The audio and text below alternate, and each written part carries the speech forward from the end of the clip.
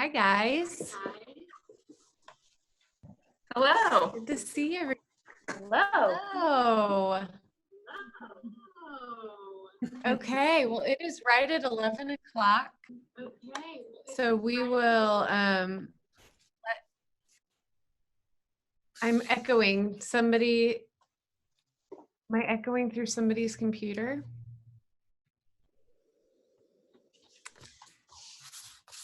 Okay. I'll try to keep talking and hopefully we'll figure out where the echo is coming from. All right, well, we'll jump in. Welcome to 417 Magazine's Life Interrupted series presented by Burrell Behavioral Health. I'm Logan Aguirre, 417 Magazine's president and associate publisher. Last Thursday, if you were joining us, we spoke with Steve Cox and the Elmquist family about how COVID-19 has impacted the different aspects of their lives, from the passing of a parent to missing big life moments like graduation. If you tuned in, I'm sure you felt the vulnerability of both families as they shared their stories. And if you missed it, you can watch the recording at 417mag.com/lifeinterrupted. Today, we're kicking off our third segment of this 4-part series as we talk with 2 local families about their home lives and how they've been interrupted by COVID-19. Something we can definitely all relate to right now. We're going to cover a little bit of everything: navigating working from home while homeschooling, to trying to keep high school boys home during quarantine, and haircuts by 4-year-olds. So a huge thank you to the Davis and Bade families for being so open and honest and joining us today. May is Mental Health Awareness Month, so we asked Burrell to team up to help discuss how to navigate all of this new normal. Burrell is the 2nd largest mental health system in Missouri, with more than 45,000 clients across 25 area counties. Their team members work to form meaningful connections and create individualized care plans while collaborating with families, schools, and healthcare systems to provide the appropriate care for each situation. Thank you, Burrell, for investing in our region. I know we're having some lag time, so we're really, really sorry if there's an interruption in the connection for people. With us today from Burrell is Dr. Shelly Farnan. Dr. Farnan is a licensed psychologist who serves as Burrell's System Director of Diversity and Inclusion and spearheads its daily Be Well initiative that has been leading communities through self-care and connection during this time. Dr. Farnan, we're really glad to have you with us today. You've done a beautiful job on all of our other webinars, and thank you so much for helping share the mental health aspect of all of this and helping us navigate through it. For you at home, if you have questions that come to mind during this webinar, you can submit them in the chat box at the bottom of the screen. Please make sure you send your questions to the All Panelists feature so that everyone can be a part of the conversation. Okay, Dr. Farnan, we know that many of our home lives have been abruptly interrupted as we have been advised to stay home for weeks on end. We've been at 417, a lot of us have been working from home. I came into the office to do this today so that I wouldn't get interrupted at my house between dogs and children. It can be hard to have any kind of focus time. So could you set the table for our time today by talking about how abrupt changes like this can bring along unwanted or unexpected emotions and how that affects our mental and emotional health? Of course, and I can't wait. I feel like I have a lot to say about this as usual. First, though, Logan, I want to say thank you to you. You've done amazing in leading us all in these conversations. Thank you to 417 and again, Davis's and Bades for helping us all name and wrap our minds around what we've all been living through in the past several months and what we continue to navigate. So again, just much appreciation. These conversations are just so critical for all of our brains right now. Okay, here we go into the psychology speak. I have to be as clear as possible. The root of everything that we are talking about today is all about our emotions, about emotion education, and the care that we offer to our emotions and to the emotions around our homes, around everyone, and with everyone that we love. So I'm curious for those of you that are with us today, if there's anyone else besides me out there that has been feeling a whirlwind of emotion over the past 8 weeks for certain, and probably a month to 2 months. And since I can't see everyone's face, I'm just going to answer for you, which is not true Shelly fashion, but that's what we're going to do today. Yes, we all have. We're all feeling because we always feel. We always have emotions, just like we always breathe and just like we always have thoughts. That's a given. And I think sometimes we want to tell ourselves, I'm not feeling anything. And what we know from science is that is just not true. We are constantly feeling, even if we're trying to bury those. A lot of the conversation that I'm bringing today is from the work of Dr. Mark Brackett. He has a new book, Permission to Feel, and I'll include this resource in our recap for today too.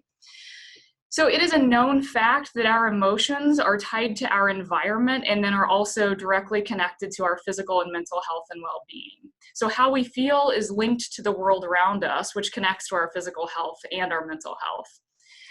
I don't want to get ahead of myself, but I think that sets the foundation for what we're getting ready to talk about. Think of the world that we are living in, and then think of that fact about how our emotions are directly tied, and that then links to our physical health and our mental health. So let's just cover briefly why our emotions matter. Emotions are directly connected to our cognitive systems and our attention. They influence the way that we view the exact same content. So we could all be viewing, like we've talked about, the storm, right? We could all be viewing the pandemic, but based on how our environment is, all the nuances of our environments, that's going to contribute to how what our emotions are, and then therefore the way that we view the situation and the way that we make decisions. So emotions influence the way that we make decisions and view and assess situations. Within relationships, which is where I'm gearing up for us today, emotions are signals within our relationships to either approach us or avoid us. So what we are feeling on the inside is sending messages to everyone around us. So again, thinking through our environment right now, the world that we're living in, that almost makes me laugh and cringe at the same time. And of course, we've already talked about how our emotions are tied to our physical and mental health, and then emotions also inform our performance ability and our ability to be creative. So given all that we know about emotions, we're thinking about the past several months. In January and February, we begin to hear murmurs of this novel coronavirus. Then by the beginning of March, the information now is directly affecting the United States and our Greene County spaces across the state of Missouri. And so then what happens is we start those drastic changes, Logan, like you're mentioning, rapid, they're vast. We don't even know what change is coming next. And so we go into crisis mode. So let's talk about crisis mode for a minute. In crisis mode, our focus is on survival. Our brains produce adrenaline and cortisol, so we feel focused, we feel with purpose, and our tensions are high because we are surviving. Our families and our lives are at stake. So we have this boost of energy. We think, okay, we can do this because we're just solely focused on survival. And I think I've covered all of that. We're navigating all the news, all of the changes, work. We're trying to figure out how to homeschool and get daycare and get to work or move our work home, all the things that we have all lived through. And notice, I'm naming it again. I've named it in the first two sessions as well because our brains need this. We have to continue to name and express what we're feeling and then have it witnessed. And that's what we're going to do here today. So of course, in crisis mode, we're tense, we're worried, we're anxious, we're not sleeping well, we're on edge because folks, we are surviving, right? Every time I say that, it's just like a wave comes over me of emotion, right? So I think this is what really sets the tone for where we want to go today. We're not going to be our best selves. We're not going to be the best loving spouse. We're not going to be the best parent. We're not going to be the best employee because we're surviving. So then, as many crises are time limited, we know that there is going to be an end in sight. This one's different. Instead of it being like a sprint, we are in the midst of a marathon, not really knowing when this is going to end or what's coming next. And so, again, it gets back to, we haven't done this before. So this is another layer of this onion that we're going to be peeling together here today. So that crisis sinks in, so to speak, the adrenaline runs out, and then our exhaustion sets in, which is kind of where we are now, with kind of probably a spike of the anxiety of going back into reentry and reopening and how we navigate all that's next. So with our families at home, usually again with a crisis, we have we can move back into what normal is. We can go to the gym, we can go to yoga, we can go to all the things that we do to take care of ourselves.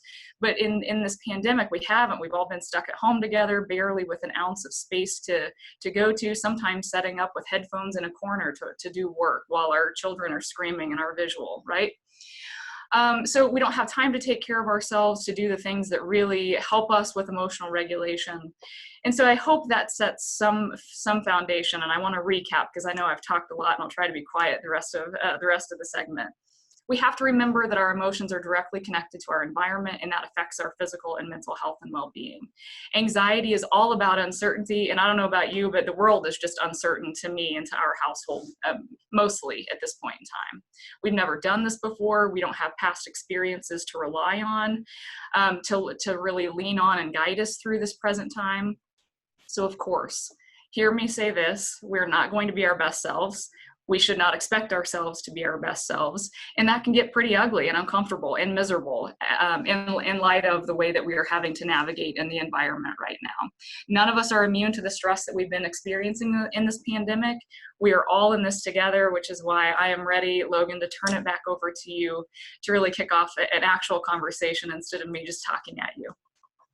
Well, thank you so much for that intro and for validating a lot of the things we're feeling, but maybe we're not at our best selves. And if our environment is impacting our emotions and our environments are anything but normal right now. And today we have two families who also have adolescents or children in the household that are having big emotions right now too, especially depending on their age. So we're going to introduce our two families today. First, we're going to start with the Davis family. We have CJ and Shana Davis. CJ is the CEO of Burrell Behavioral Health and is committed to initiating conversations facing our community's behavioral health. Shana is a former school counselor and now stay-at-home mom and wife. Together, they have two 17-year-old twin boys, Colin and Caden, who are finishing their junior year at Springfield Catholic High School. Today, we're going to talk through some of the challenges they face at their home and how this has impacted their family. Thank you so much, CJ and Shana, for joining us today. Good to see you guys. And then we have Josh and Melissa Bade. Josh and Melissa are both attorneys. Josh is the in-house general counsel for Burrell Behavioral Health, and Melissa is a partner at Neal & Newman, where she specializes in child custody and adoptions. Together, they have 3 children, Hadley, who's 6, Kipton, who's 4, and Rhett, who's 3. They have their hands a little bit full. So as things began to close down due to COVID-19, that forced Melissa and Josh to work from home, homeschooling their children, and trying to parent all at the same time. They have some fun stories to share today. And Melissa has recently resorted to locking herself in her car. So Shelly, you mentioned maybe putting in the headphones and stepping away, but Melissa's taken that to a whole new level that I definitely respect. So Josh and Melissa, thank you guys for joining us today. I know both of your families are very busy and feel as if you're always on the go. You're at different stage of lives with your children, but no matter, you're both still on the go all the time, and suddenly things are different. And most of us aren't as busy with the things that we're normally busy with. Those things have been postponed and canceled. CJ and Shana, can you speak to how your life at home is different now than before the COVID-19? Yes. Thank you again for having us. We are a baseball family, and the spring season was well on its way, and the boys were, that's their thing, and we live, kind of 24/7 baseball once spring hits, and all of a sudden, COVID takes over our family and the life and everyone else that's around the country, and so that came to an abrupt stop, and like Shelly said, we had to learn something new. We had never been there before. We'd never done this before, so it was. It stopped, and we had to kind of learn a new normal for us going forward. Yeah, I mean, it's really interesting because we literally hit pause, and all of a sudden when we're traveling all over for baseball and the center of your attention is how your kids get reinforcers in their life through sports and friends. And essentially all of a sudden we had all this family time. And we marvel at one point in time where we think, gosh, it sure be nice to have 3 little ones at home we could just kind of contain. And then we think to ourselves, no, we wouldn't want that. We're glad we have teenagers. But then you think about all the added negotiations that you have. I mean, think about it for us. You negotiate around typical things that are kind of the rites of passage for kids with adolescence. Can they spend the night? How late can they stay out? Who are they going to be with? They're becoming young adults. And then now all of a sudden the major negotiating thing in our life is, can they go out in public anymore? And it's added something new to us that we were kind of hoping we were sort of through. Yeah, that's an interesting perspective. And I don't know, Josh and Melissa, your children are all under the age of 7. So CJ thinks that sounds kind of nice, maybe, to just have them all home and contained. But what could you tell us about how your life is a little bit different right now? Well, Melissa, kind of did I cut out? Oh, nope, I got you. Can you hear me? Yeah.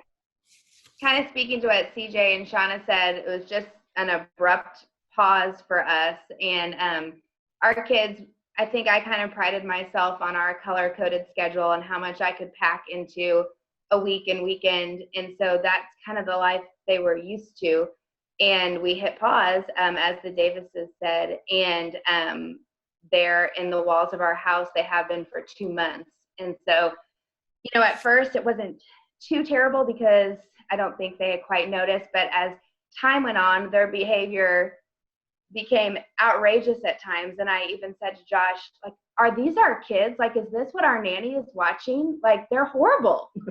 And I think, you know, they started to feel those outside stressors, and we talk, and they're getting older and can listen. But, you know, we've always had one typically bad sleeper, but then we had 3, they started not sleeping through the night, and noticing that Josh's and I's attention was diverted from that at home for work, which normally did not happen. Once we were home, we typically try to do a good job of not working from home. And so I think it was pretty difficult for them to understand that now I've got to go take a work call in my car since I tried my closet and you guys came in there. So I think we've just experienced quite a bit of behavioral changes in them that we know is not their fault. They're not their best selves, as Dr. Farnan said. And then I'm really not my best self dealing with them. There's many nights I go to bed saying, I will do better tomorrow. And yeah, so that's kind of where we're at, Josh. Yeah, and I think it's tough too, because you can just see it on their face too, that we've talked about it with them a little bit. I mean, they know that there's a virus out there. I mean, they hear stuff in the news, they hear stuff on our TV, but you know, you can see it on their face, especially when we're riding in the car and they see a billboard for Savar City. Our littlest one will say, I want to go to Savar City, and we'll say, we can't because of the virus. And he'll say, I just want to go anywhere. You know, I mean, it's like, you just feel for them because they are active little kids who need to imagine and be out in places like Itty Bitty City and Savar City, and they need that. And it's hard to recreate that in the environment we're in right now. Yeah, Dr. Farnan, obviously we've got 2 different perspectives here on parenting through this and the different challenges and needs that all of a sudden have come up that are completely opposite of how we've normally been parenting and kind of keeping our pace of life. Do you have anything you would interject there? I think it's awesome to see the age ranges of the kids, and it's awesome to hear our families acknowledging, for one, their own experiences of we're not our best selves. Something that I want to add in, and Melissa, I think this, so much of what you were saying kind of resonated with me. For one, behavior in our kiddos is communication. And I think a lot of times, especially when we're at our wits' end and we're facing a pandemic and we're not sleeping well and we're all stuck at home together, we start thinking like, Melissa, like, are these our kids? Is this what happens all the time? And what we know is our kids are able to be their true authentic selves at home. We use home to kind of release all of that stuff. So I bet you exactly know. I bet you know that is not what your kiddos are like with your nanny. And also our children feel so much of our own emotional energy. So again, back to that, emotions inform our relationships. So our kids know, even beyond like pre-verbal, our kiddos are able to sense our own emotional experiences. And so I think as adults, a lot of times what we try to do is try to cover those up. And I might have mentioned this in one of our other segments, but we try to cover those up and say, oh, honey, it's fine. Or, yeah, there's a big germ out there and it's going to be okay. But really what we have the opportunity right now to share with our kiddos is modeling emotional regulation and how to own it and say, this is really scary. And we do that in age appropriate ways. It's going to be different for Shawna and CJ than it is for Josh and Melissa. So I'm not sure, Logan, if that's what you were hoping that I would go, but I have just so many reactions to what both families are experiencing right now. Yeah, I know Melissa had shared with us that the other day when she was leaving to go somewhere, her daughter got scared and said, Mom, I don't want you to leave. What if you get sick? So, when you want to let them in on what's going on in the outside world, but then also managing their expectations as we start to normalize a little bit more or step out or have to go back to work, those sorts of things. So, just depending on their age, the appropriate way to talk to them about that fear. And continue to let them talking about it. I think our tendency is to hide and cover it up, and that is, our kids know that. Our kids can feel and see right through that, and so finding those ways to navigate that. And so this, Melissa, this reminds me, we had a family come to us and say, like, one parent is now back to work, and the family has managed the children's anxiety. And by managing, I don't mean like you try to squash it. By managing it, you lean into it and you listen and you hear it and you don't try to fix it. You try to understand it, you try to coach through it, but never do we want to say it's going to be okay, because folks, we don't know that, which is awful as a mama. Like that is awful, and we want to be truthful with our kids. So with that, even as young as mine, 3, 4, you want to be saying things that are true. And with the family that I had referred to, one parent has returned to work, so the anxiety of the kids has surfaced, and now mom is talking about returning to work. And so it's that constant conversation, which is also exhausting, because as parents, we feel the kiddos' emotions too. And a lot of times what we want to do is fix that, and that's the least effective thing. So the most effective thing is to really build our own resilience, to help our kids carry their anxiety and contain it, and to be with them, but not to swoop in and take it away, because that's not going to teach them, much like we haven't been taught. In school, you think through all of the classes that you take, how many of you were offered an emotion education growing up? We don't, right? And so we're trying to, again, I think I said this last time, which is probably not terribly professional, but we're learning on the fly how critical emotions are and how critical emotional care is, and even how to do that effectively. So CJ and Shawna, your sons, we talked, they're old enough to vote. So you guys had mentioned they are probably, for the most part, old enough to make a lot of their own decisions, or at least they think they are. So have you had to make any unpopular decisions, or, felt like the way the decisions you guys are making for your family are maybe different from some of their peers? Maybe you're having to do things that are unpopular. Can you talk a little bit about that? Yeah, sorry. It's just sort of interesting because you nurture your kid, you move them along, and they get to this point in time where they have a car, and then all of a sudden all hell breaks loose, and they have all this newfound independence and autonomy, and they want to go out and really explore the world. And our kids are almost 18, and so they're old enough almost to serve in the war. They're old enough to vote. And yet what we've really done is we've had to revert back to when they were about 12, because we don't want them to be out and about. And of course, at their age, it's so hard to make sure that they understand that you're doing this for the world, for your community, for other people. And just when you think you're kind of beyond that, negotiating every little thing, we're right back to negotiating probably the most sacred thing that exists in an adolescent, which is, you can't do this, or quit thinking about yourself, and you need to step up and think of a bigger picture. And it's just, it's a really interesting process for them. And I feel like there are times that they've embraced that. And I think there are times that they don't. And of course, those moments at time when they don't, you're like, oh my gosh, what are we doing wrong as parents? Because, parenting is just a constant reminder of how adequate and inadequate you feel most days. But it's one of those things that it's a new challenge, and one that we thought that we were heading down the path of conquering, and now it's been more in our face than normal. Yeah. Shawna, yeah, do you have something to add? One thing I would add is that, when I was trying to inform them about, the impact of their decisions on others, I got really emotional, as, and I felt like that was how I was getting through to them. Like, this isn't about you. This is not about you. It's about your grandparents that you need to protect, or your community. And we all have to do our part. I've mentioned this before. Once I used that emotion, and I ended up in tears, and then they kind of turned around and hugged me and said, okay, I get what you're saying.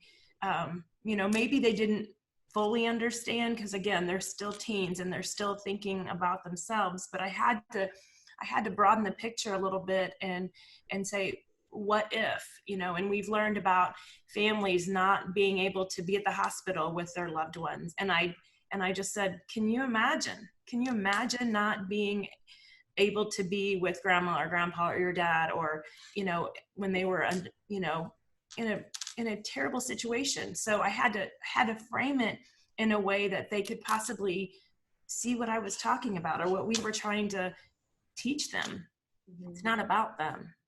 No, and that's a really beautiful way of phrasing it. And that's an especially difficult age for them to understand that. So, your boys have each other because they're twins. So they've always really had each other to rely on. For other, maybe in their peer group or some of their friends that don't have that outlet,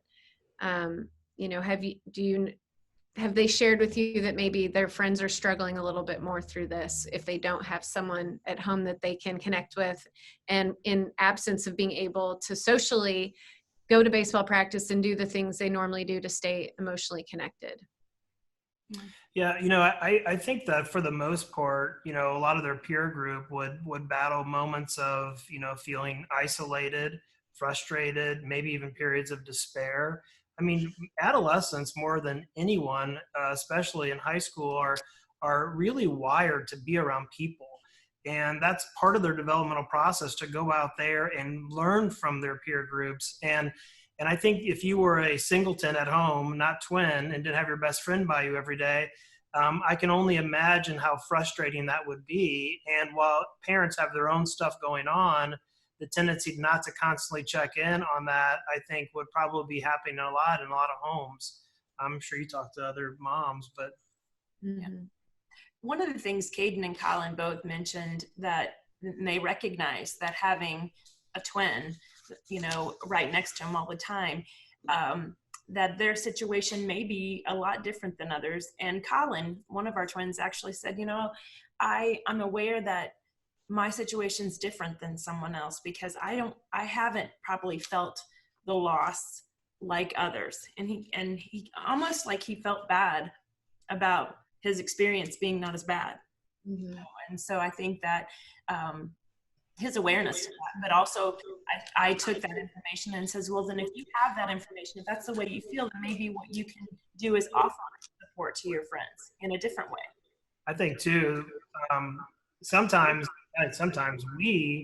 we've got twins, and of course we mentioned that they're 18, but they're both, now this is not a surprise, but they're both bigger than me. And so it's like they lure you into thinking that they're capable of handling all this stuff. And they're almost 18. They're going to be seniors. They're big guys. They're athletes. They're mentally tough. And I think that is sort of imposter, because they're still not able to truly cope with this. I mean, we are having hard times coping with this. I can only imagine what kids are like trying to wrap their brains around this and make sense of it. It's an unpredictable thing, when as parents, all we try to do is to create predictability and structure. Dr. Farnham, there's probably some, a little bit of similarity between they're big and they seem like they can cope with it, or they're little and surely they're not noticing that the world is, upside down. There's probably actually a pretty common theme in there as far as how we work with our kids through this. And it's just not, yeah.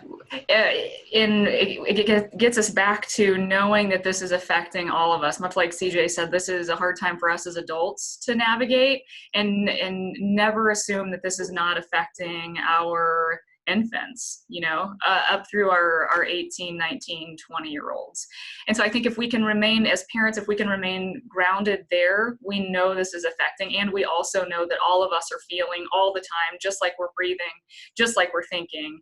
I think if we can keep some of those foundational elements in our brain as we're interacting, and then I would add in there that behavior is a form of communication. It is a form of expression. It's not just bad kid.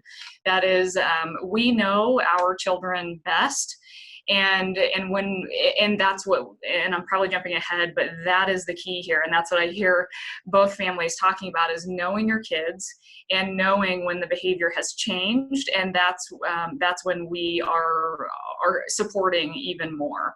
And Shawna, something that you had mentioned, and I had thought of this when we had gotten to connect earlier, is just like your boys, like it's Brene Brown refers to it as comparative suffering, and we all think that other people have it worse than us. That doesn't mean that your boys aren't feeling it, and I know that you all know this, but for the rest of us out there, even when our kiddos that appear to be grown and well equipped, they still need parents, because we all need support, and it might not be parental support in the same way, and we all need that support. So much like Josh and Melissa are supporting their young kiddos, so are Shawna and CJ. It's just the language is going to look a little bit different. One of the panelist questions says, and I don't know if this is something you think you could differentiate between, the difference between emotional regulation and freedom of expression.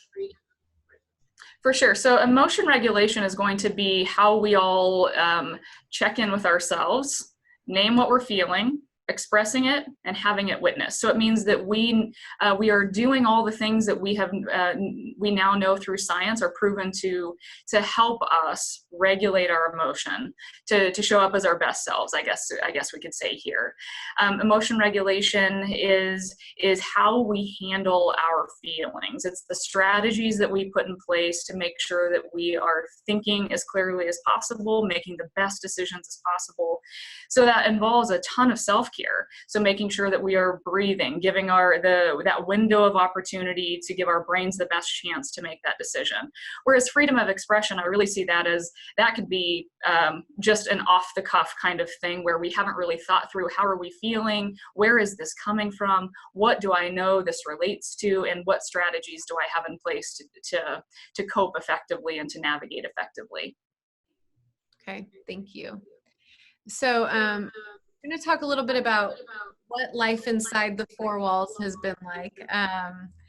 And I know, depending on who you follow on certain social platforms, you can kind of start to feel like a major failure that you haven't planted an entire garden by now, or, completely remodeled your backyard patio.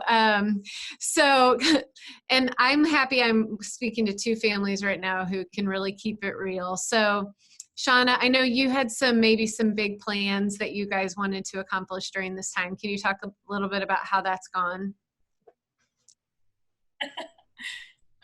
Yeah, nothing has been accomplished. But yes, watching people post, and I'm so proud of everything that they've accomplished. I wish I could be more like them. I mean, I really did. I said, I used to be the queen of knocking out to-do lists. I mean, I was good at that. I really was. And I thought, okay, we're going to take this time at home and we're going to, I don't know, be creative. Anything. I mean, you name it. You said a garden. Okay, that would have been a great idea too. That wasn't on the list, but that would have been great.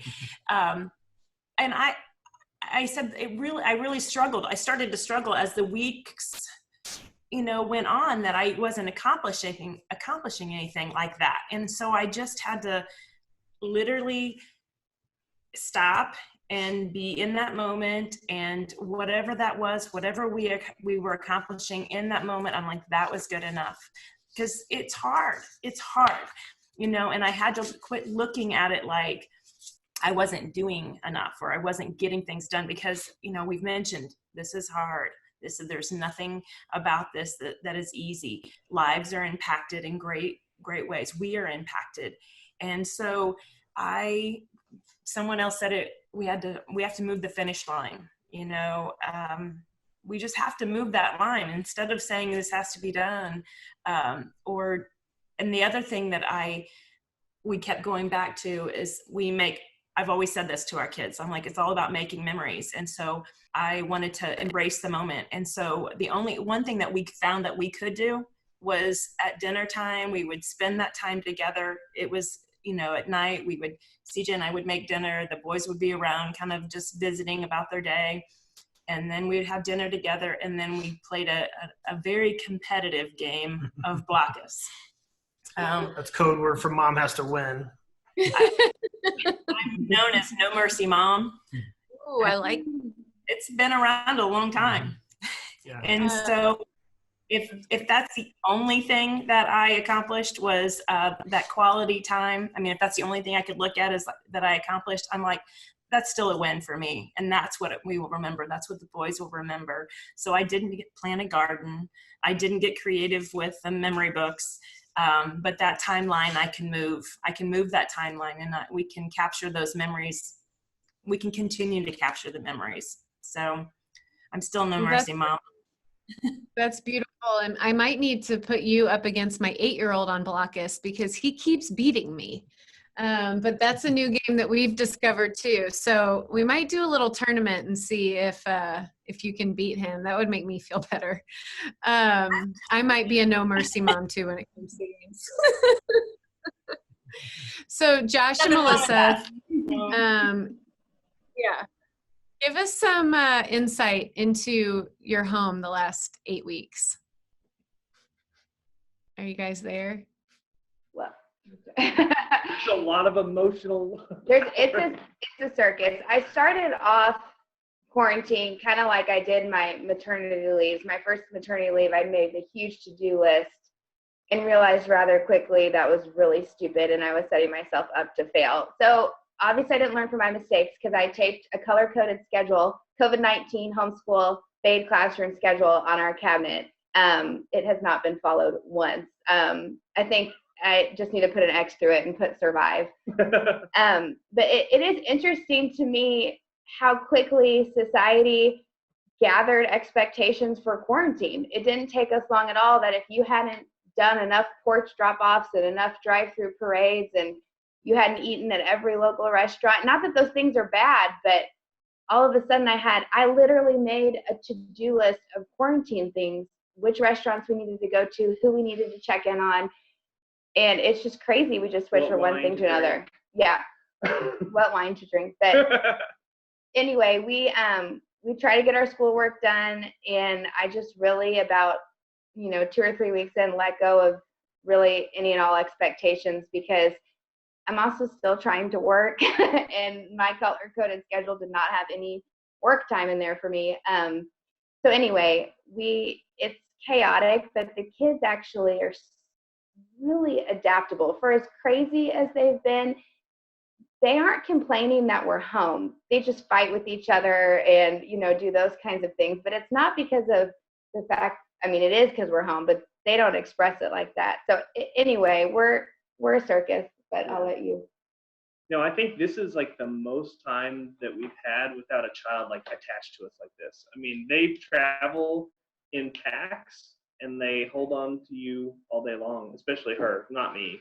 Mm-hmm. But they hang on to her all day long. So I don't know how you get anything done. Mm-hmm. But it's pretty neat to watch because honestly, it's kind of neat to see our kids when they're doing schoolwork because we don't get to see that very often. It's neat to sit down with my daughter who's 6 and in first grade and do math with her and kind of show her how draw triangles and, what a cylinder is and things like that. I mean, those things are, oh, there she is.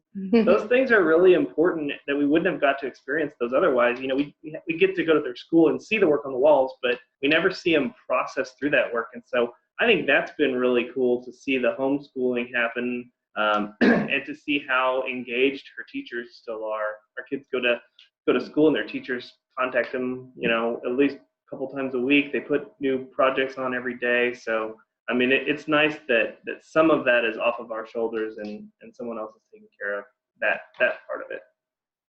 I think I've kind of had this nagging feeling in my mind for a couple of years that we've got to slow down. We've got to get back to the simple life. Like, how do we start saying no? How do we still show support for everybody, but not commit to every event on the calendar?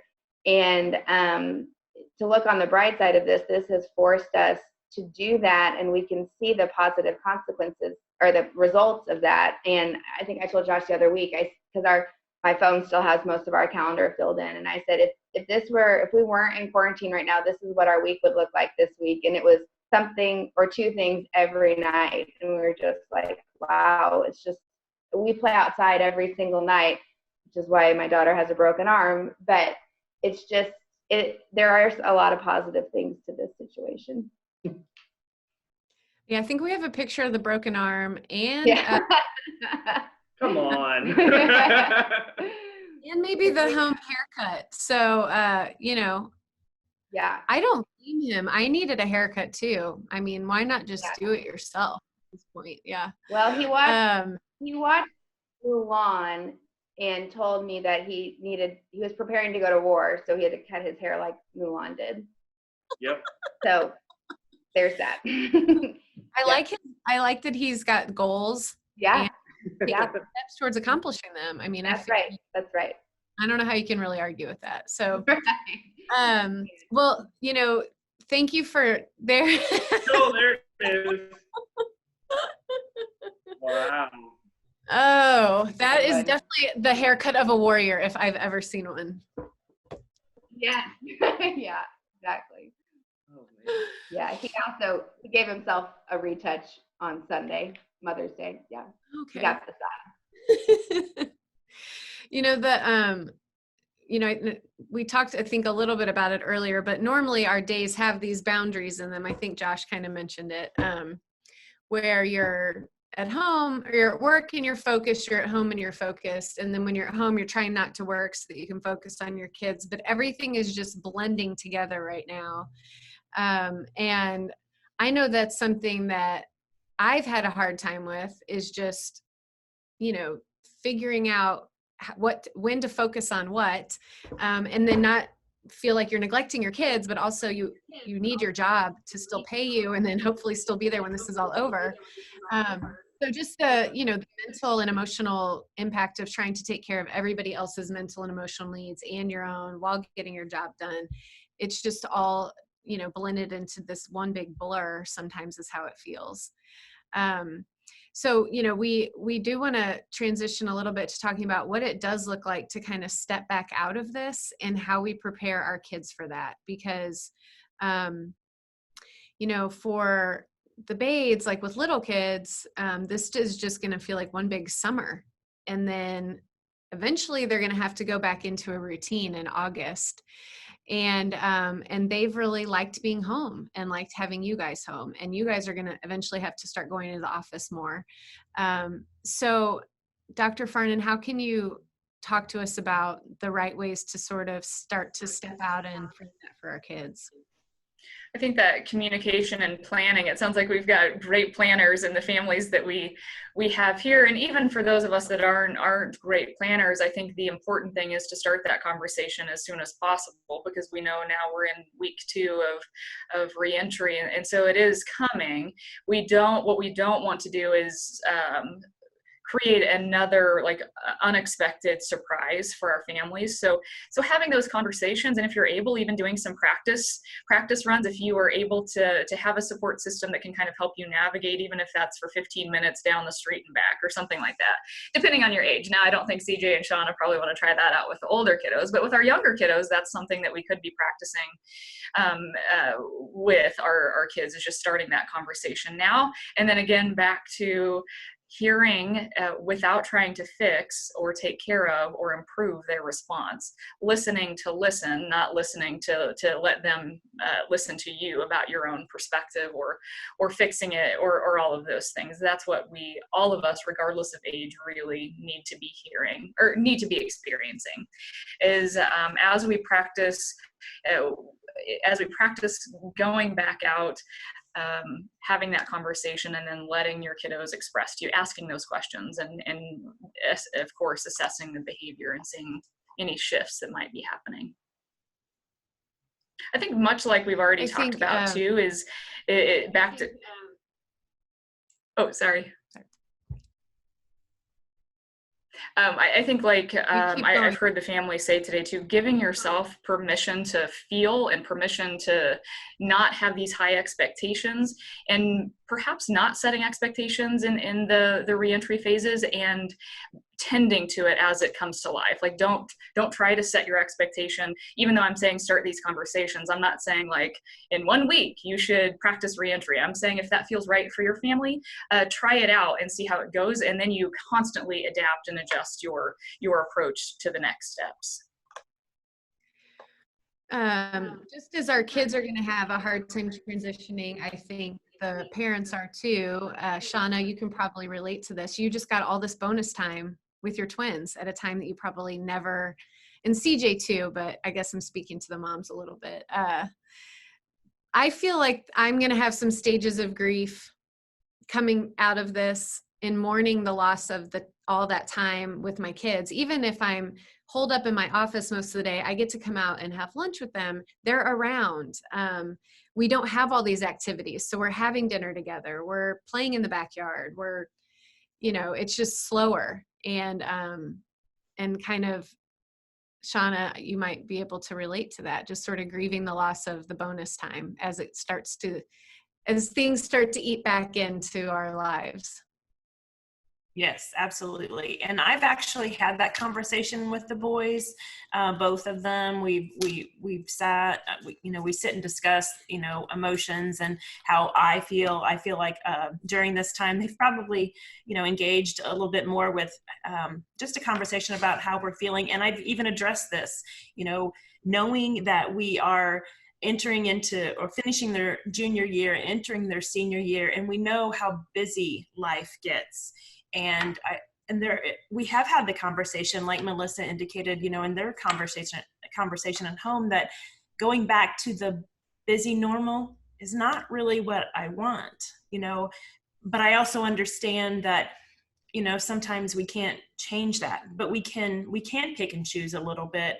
But having the boys to have, enter into the conversation and let them know how we feel about it. And they probably even can agree that they kind of feel the same way, and how would they like to see it going forward, and making some choices.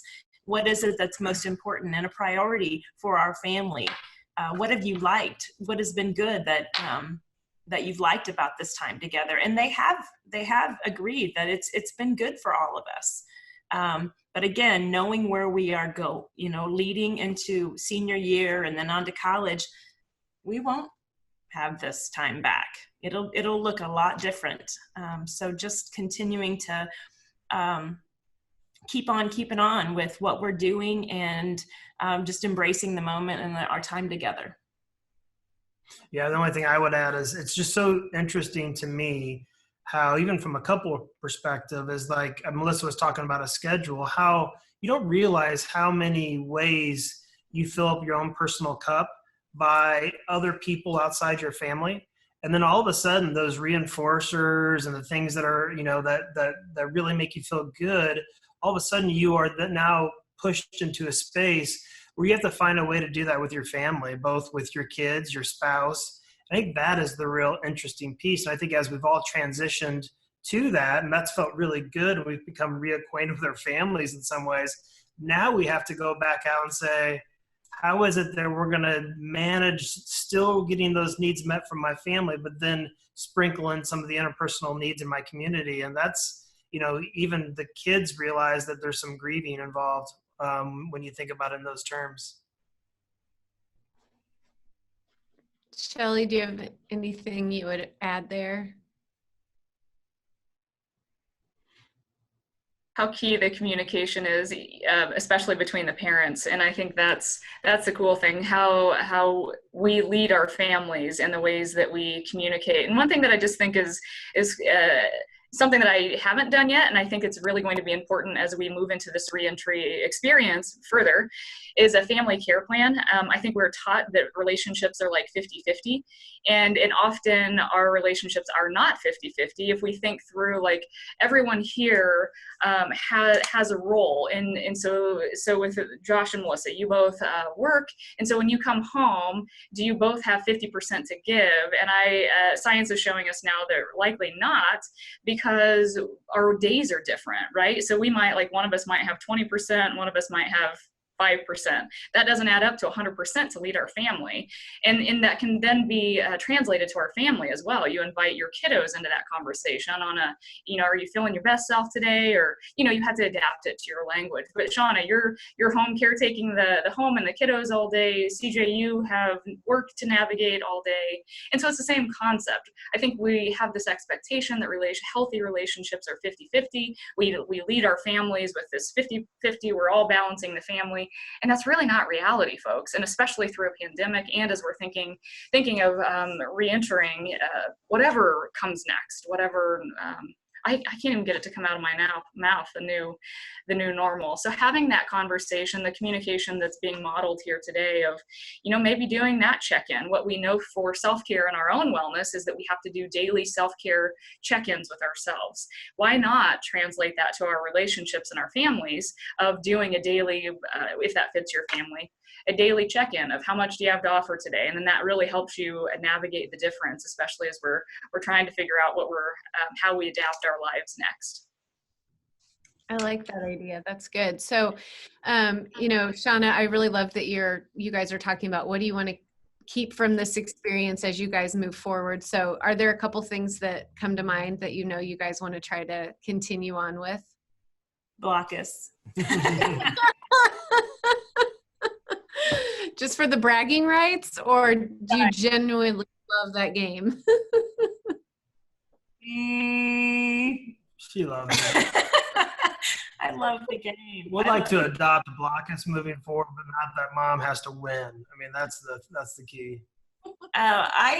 Early on, when we were starting to play, I kind of felt like they were playing against me, like ganging up. They were like, she is not going to win this game. So, but anyway, to answer your question, I want to hit pause. I want to go forward with just hitting pause with our family, reconnecting, having moments that in our crazy busy world, our overscheduled world, that we continue to hit pause and reflect on, living in the moment and embracing the moment that we're living in, and, capturing memories as we go, because, I think this has allowed us that time together to just, reflect on our family and our needs that we get met from one another, and how we can, how we can launch, the boys can launch into this world with what we've provided them, and hopefully it's positive.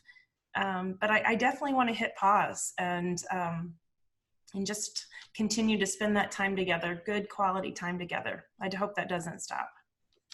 That's beautiful. Josh and Melissa, same question.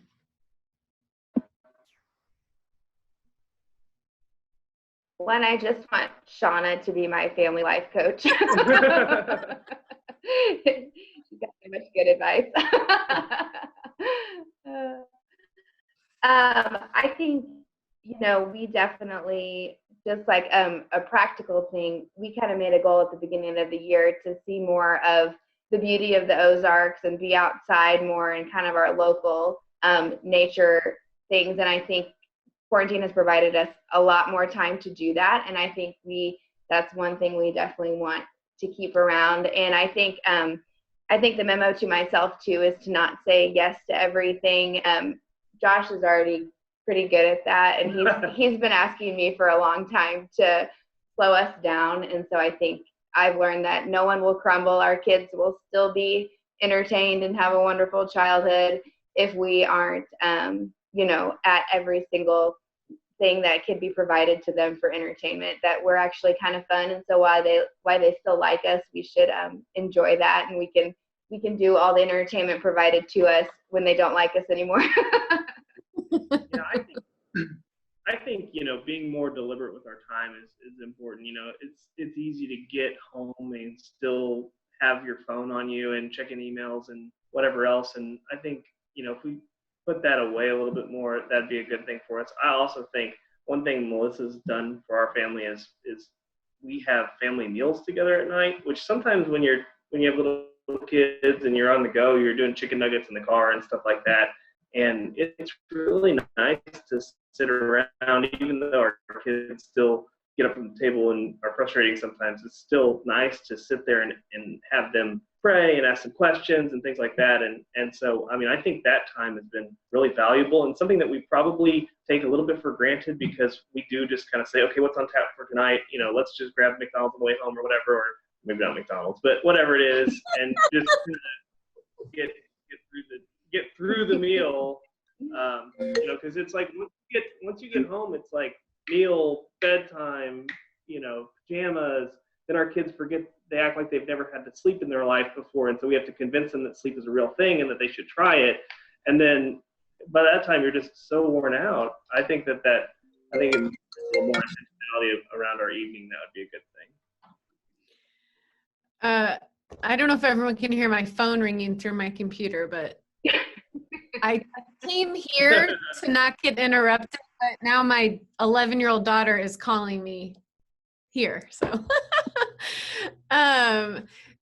thank you guys. Melissa, your face when he said McDonald's, oh, that was beautiful. So hey, McDonald's is it's an option. Nothing wrong with McDonald's. It's just the odd choice. Chick-fil-A. Yeah. Oh my God.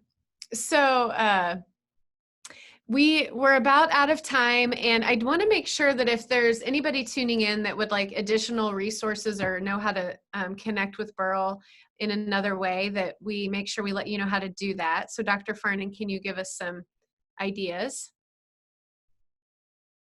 We've got this handy slide here. Oh, you're muted. Thank you. Sorry about that. Yeah, thank you to Jan and Matt for putting together this beautiful visual, so I'm not just reading at you all this week. So we are here 24 hours a day, 7 days a week. We've included the website here, so you can learn about all of our services at burrellcenter.com. Make an appointment or ask any questions that you might have at this number, 417-761-5000. And then our crisis line, again, is available 24/7. So that's listed here as well. Also, we have the daily Be Well community opportunities. So those are from 12:45 to 1:15. It is all rooted in self-care and connection, because what we can do right now is continue to work towards and build our own resilience factors. And as we do that for ourselves personally and connected with other people, we are able to take care of our families even better, to navigate anything that's coming next. So anything that we can do to help at Burrell, please let us know. We are here to serve our communities and are thankful to be able to do so. Thank you so much. And thank you for putting the some of those resources in the comments. I just want to make sure everybody on the call sees over in the chat some book recommendations if you have kids at home, and Dr. Farnan's recommended some really great books there. So I want to make sure people have a chance to glance over at that. Thank you so much to Shana and CJ and Melissa and Josh. You guys have been so gracious.